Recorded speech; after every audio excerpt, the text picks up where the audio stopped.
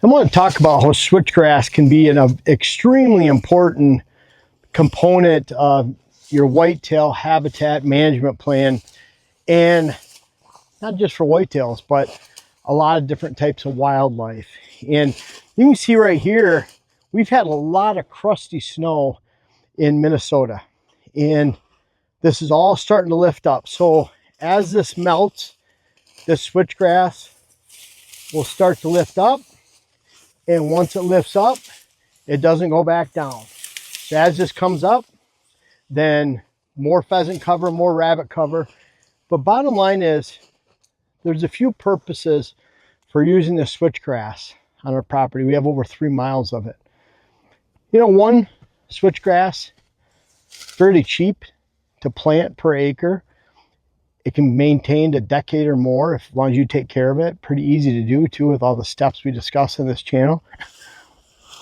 So very cheap and effective compared to planting trees, shrubs, conifers, miscanthus grass. It's in some cases 1/100th of the cost in time. Number two, deer don't eat it. That's a good thing. We have a bank right here that's about 1 acre. We want it to block deer movement. We want to be able to have an access trail to go through it to get to a stand location and not expect to spook deer inside here. That's a very good thing. We're not taking 10 acres, 5 acres, 20 acres and filling it with switch. It's a very bad thing to do. You never want more than 50% of switch in a field that you expect to hold deer and other wildlife in. Instead, when you have an area like this, it's on a big opening next to the ag field. We want this covered in switch because we want the deer on the backside to not see us. We don't want deer to see each other. And we want to be able to access through it to get to this stand location over here, a new stand location we're going to add over here. So for access and screening, it is really critical around our entire property. For bedding, it's really critical. That might seem like a misunderstanding there, but the bedding and why it's critical for bedding isn't that they're bedding inside the switchgrass. It's that they're bedding behind the switchgrass. So we'll notice, Dylan and I were out on the hermit plot earlier today, and there's beds within 20 yards of that food plot. And those beds that are 20 yards away from the food plot are there because we have a border of switchgrass that's only about 8 to 10 feet wide on the outside.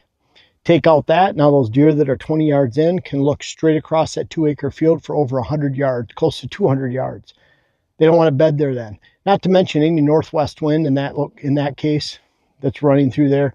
Wouldn't matter if it's south, northwest, or whatever it is. They're completely exposed to the wind and to the elements. Once you have that border of switchgrass, now they can hide behind it, and that establishes that first line of bedding.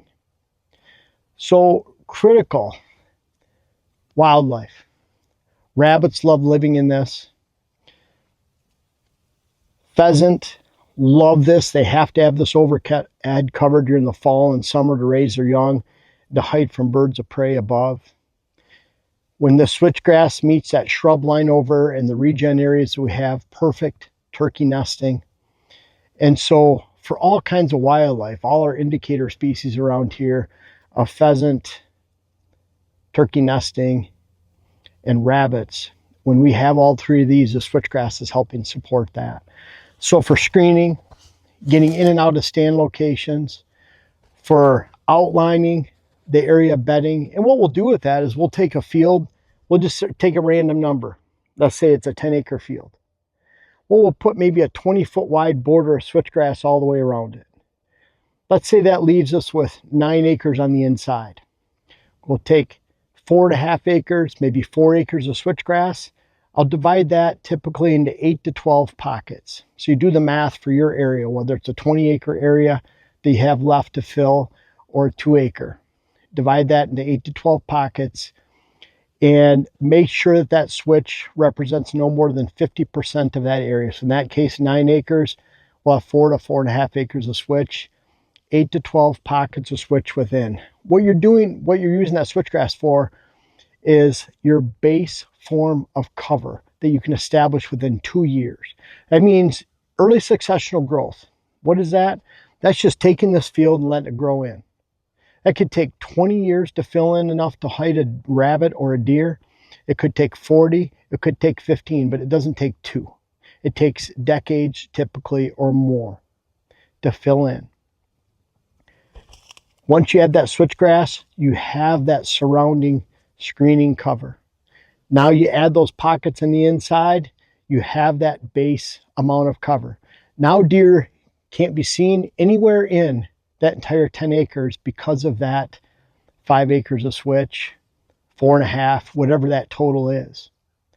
Now in between those switchgrass pockets, I like to diversify.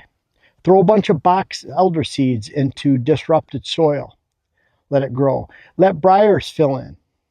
Throw some pollinator blend out there. We have a great pollinator blend through Pure Wildlife Blends. Go to big rock trees. Get some shrubs. Get some red osier dogwood, dappled willow, hybrid willow, maybe some hybrid poplar. All those deer like to eat, so you have to fence them off. Just, if you have 8 pockets of switch, create 8 pockets of shrubs and trees. Let it fill in around it with early successional growth. Throw some pollinator in there. Throw some seed blend in there. Box elders are incredible. And let it go. The point is, depending on where you're located and how well you maintain your chemical control efforts and get that switchgrass established, well, then you might have switchgrass that's 4 feet tall, even 5 feet, more in southern Indiana, central Indiana and south, central Ohio, central Illinois, southern Iowa. Then you might have enough switchgrass to actually offer support that very first year if you do a good job establishing it. That's the beauty of switchgrass. Again, it's not an area for deer to bed in. It's not a food source. And those are both very, very good things because you can depend on those to screen and hide deer around. Deer love to bed next to it. It's a thermal protection.